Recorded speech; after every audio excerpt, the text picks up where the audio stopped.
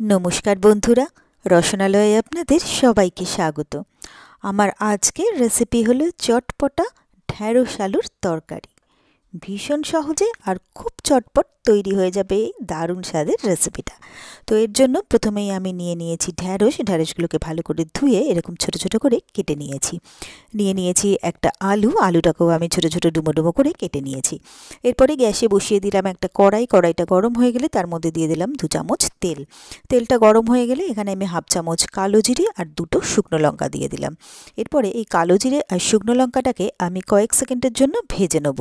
তো এটা ভাজতে ভাজতে কিন্তু বেশ সুন্দর একটা গন্ধ বেরিয়ে গেছে। এরপরে আমি এখানে দিয়ে দিলাম 3-4 কোয়া রসুন, যেটা ছোট ছোট করে কুচিয়ে নিয়েছিলাম।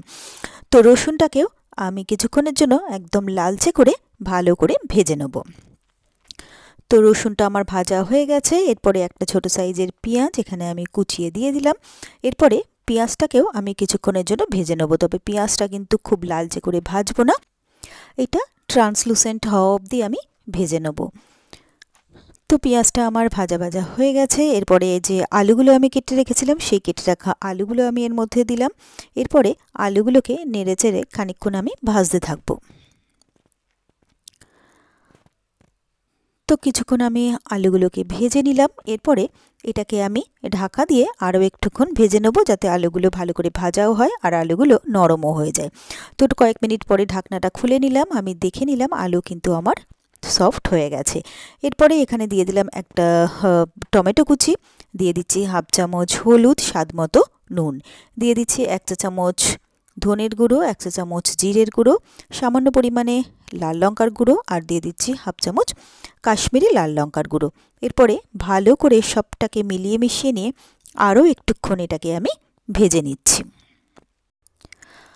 তো সবটাকে ভেজে নেওয়ার পরে এরপরে কেটে রাখা ঢ্যাঁড়সগুলো আমি এর মধ্যে দিয়ে দিলাম। এরপরে এটাকে ভালো করে সব কিছুর সাথে আমি মিশিয়ে নিলাম। তারপরে এর মধ্যে দিয়ে দিলাম 2 চামচ জল। এরপরে ভালো করে সবটাকে আরও একবার মিলিয়ে মিশিয়ে নিয়ে একটুক্ষণ এটাকে আমি রান্না করে নিচ্ছি। এরপরে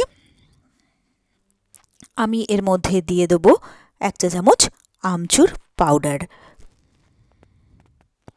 আর দিয়ে দিচ্ছি 1 চা চামচ কাসুরি মেথি, যেটা আমি হাতে নিয়ে একটু ঘষে এর মধ্যে দিয়ে দিলাম। এরপরে সবটাকে ভালো করে আমি মিলিয়ে মিশিয়ে নিচ্ছি।